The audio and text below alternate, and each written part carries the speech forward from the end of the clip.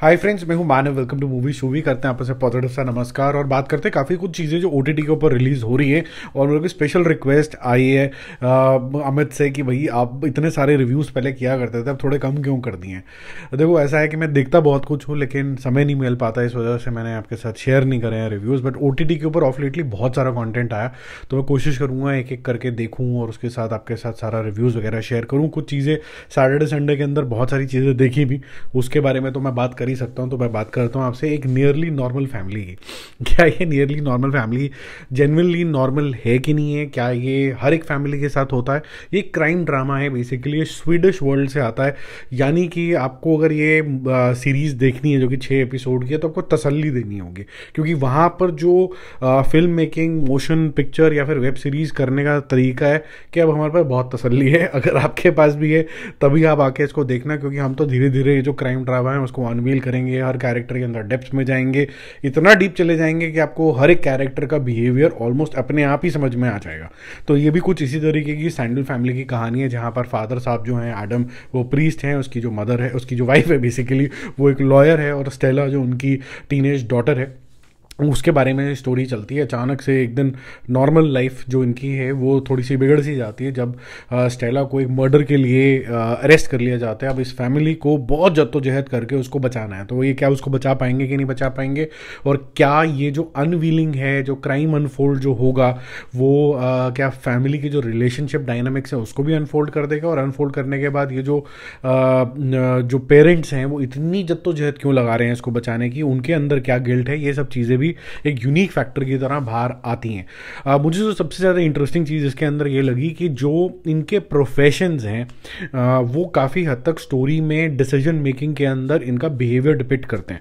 अब ये बहुत से लोगों ने शायद नोटिस ना किया हो, या फिर आप सीरीज़ देखते देखते ना कर रहे हो, बट मेरे लिए ये बहुत इंपॉर्टेंट हो जाता है जब आप कैरेक्टर को डिफाइन करते हो कि ये गुस्से वाला कैरेक्टर है, तो वो गुस्सा कैसे डिपिक्ट होता है, स्टोरी को आगे लेके जाता है। सिमिलरली एक प्रीस्ट के लिए सबसे ज़्यादा इंपॉर्टेंट चीज़ क्या हो जाती है? मोरालिटीज़, क्या सही है और क्या गलत है, तो वो किस हद तक जाएगा अपनी बच्ची को बचाने के लिए वो, और क्या वो सही रास्ते लेगा या गलत रास्ते लेगा वो। और लॉयर का काम क्या होता है? ऐसे ऐसे मनूवर करना, चीज़ों को बाईपास करना, कभी उसकी पेरिफेरी के अंदर रहना। वही इसकी मदर करते हुए आपको यहाँ पर नजर आएगी। तो ये जो एस्पेक्ट है डिफाइनिंग द कैरेक्टर का, वो मुझे काफ़ी ज़्यादा अच्छा लगा।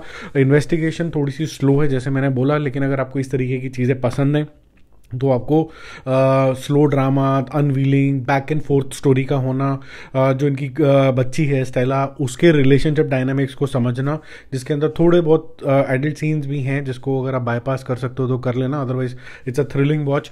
जो चीज़ मुझे थोड़ी सी डिसअपॉइंटिंग लगी वो ये थी कि कोर्ट रूम ड्रामा जो था उसके अंदर काफ़ी कुछ मसाला थ्रिलिंग हो सकता था ना, तो उसके अंदर कोई बिग रिवील थी एंड तक, और जो रिवील थी वो भी आर्गूमेंट सेक थी, अदरवाइज कोई वो बहुत ज़्यादा ऐसी रिवील नहीं थी जिसके लिए आपको 6 एपिसोड चाहिए हो, वो आप पहले भी कर सकते थे। जैसे मैंने बोला, बैक एंड फोर्थ वाला जो मामला है वो काफ़ी सारी वेब सीरीज और मूवीज़ के अंदर अब शुरू हो चुका है, ताकि आपके लिए एक टेंशन क्रिएट रहे और आपको हर एक चीज़ बिल्डिंग ब्लॉक की तरह पता चले, स्लो रिवील होता चला जाए।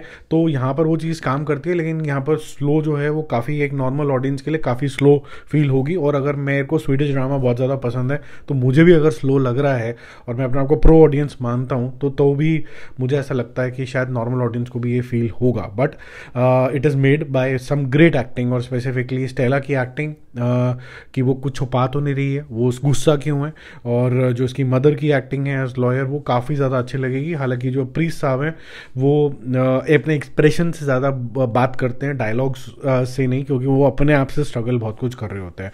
Direction is fine as I said, क्योंकि लंबी लगती है तो फिर वो स्क्रीन प्ले वाले भाई साहब को और एडिटर वाले भाई साहब को इकट्ठे बैठना था कि भाई इसको लॉन्ग को थोड़ा शॉर्ट कैसे कर सकते हैं, वो एक थोड़ी कमी ज़रूर है।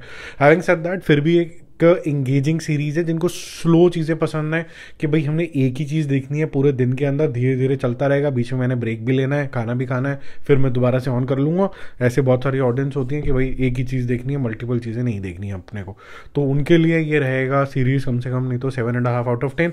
नॉर्मल ऑडियंस के लिए शायद ये 6.5 आउट ऑफ 10 रहेगा, depending on how what is the level of your maturity and how much content have you seen. ठीक है, बाकी जल्दी मिलते हैं और रिव्यूज़ के साथ। Stay connected, bye bye.